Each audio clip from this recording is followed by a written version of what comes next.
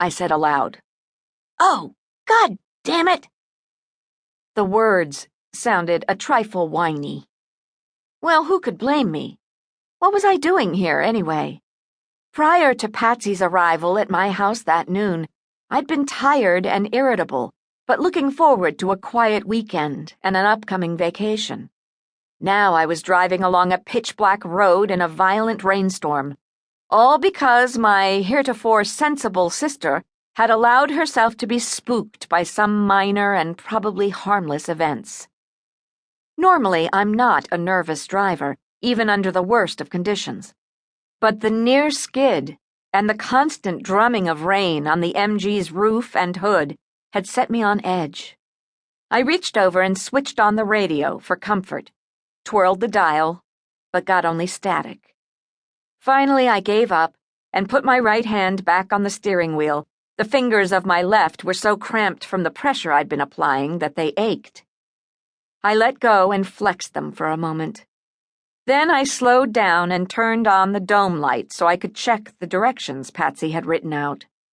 Soon there would be a four-way stop and flashing red light where a drawbridge led over the Sacramento River to Rio Vista. I was to go straight. So where is it? I thought. Where? As if in answer, I saw the red flashes and then the bulk of the bridge. Across it were the blurred but welcoming lights of the town. Ahead of me, the road was once more a dark tunnel. I stopped, even though there were no other cars in sight, shifted into first, and with a longing look at the bridge, went forward.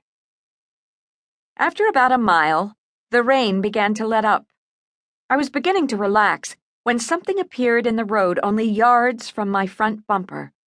There was a blinding glare as my headlights were reflected back at me, and then a fainter twinkle of taillights.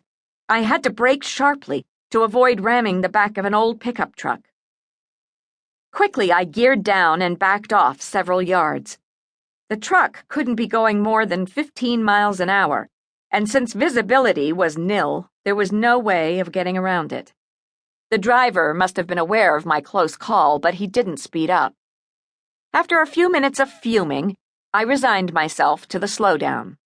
There were worse things, I supposed, than having a pair of taillights to follow along the unfamiliar road. My headlights shone steadily on the glass at the back of the truck's cab. The glare had an almost hypnotic effect on me. After about half a mile, the truck made an abrupt left turn without